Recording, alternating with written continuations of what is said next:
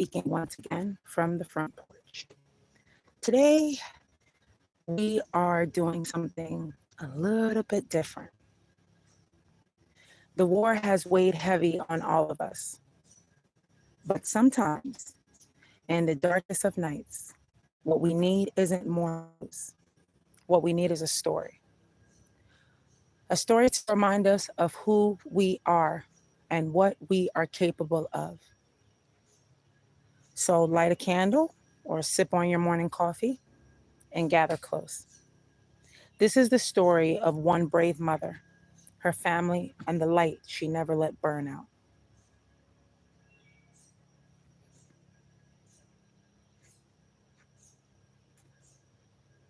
In town, in a small town wrapped in tall pines and quiet dirt roads, there lived a small family in a weather-worn home with chipping paint and a front porch that had seen better days. There was Maureen, the mother, kind-eyed, sharp-tongued when needed. David, her husband, a gentle man with calloused hands and a tired back. Their children, Lena, just 12 and curious about everything, and Samuel, 9, who loved airplanes and grilled cheese. Life was simple. Sundays were for cornbread, laughter, and warm quilts. But then came the change. The regime came quietly at first. Rules changed, papers were checked, neighbors disappeared, shelves at the market emptied. The flags no longer waved in the wind with pride. Instead, they pressed fear into the chest of those who walked beneath them. David lost his job at the steel mill. Lena was no longer allowed to attend school. And Maureen, well, Maureen did what mothers have done for centuries. She refused to bow.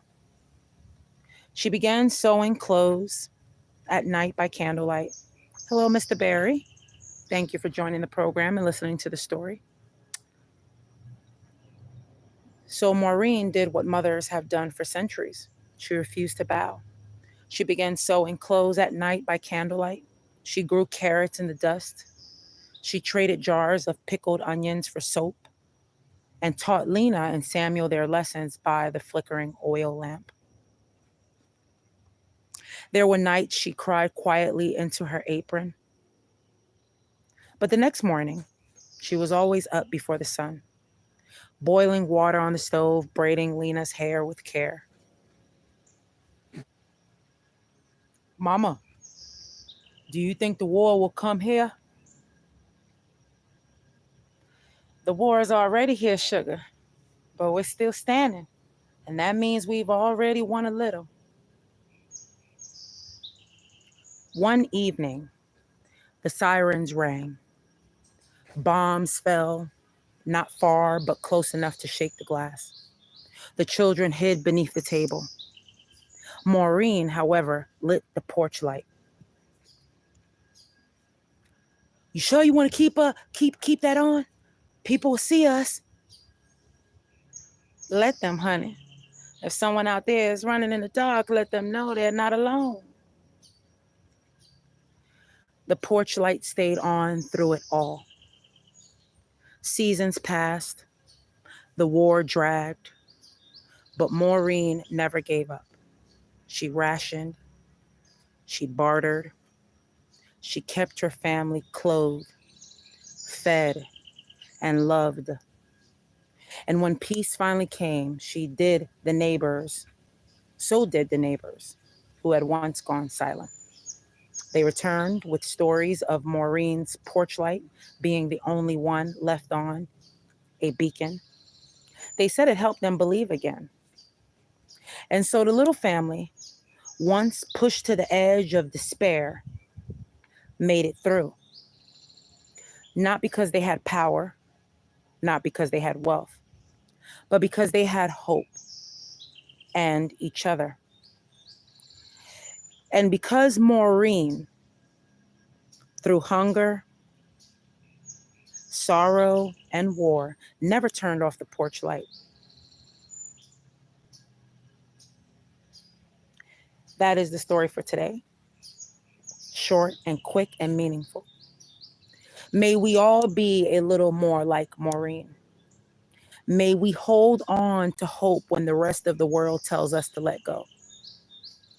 And may we remember that even in war, love is resistance. This is Paviel G saying, have a very good afternoon from the front porch. And when things get hard, when the lights come down and it gets dark and you get scared, keep the light on. Turn on the front light.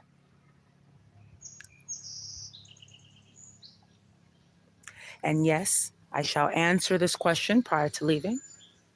And hi, Dear Rough Husky.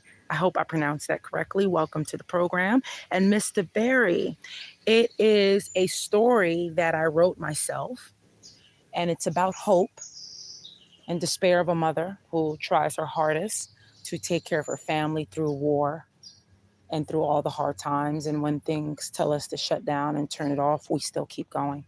So it's a story of hope that I wrote myself. It's a very short story. It's written in no other place but here in my home. And thank you for asking that question. I appreciate it so very much.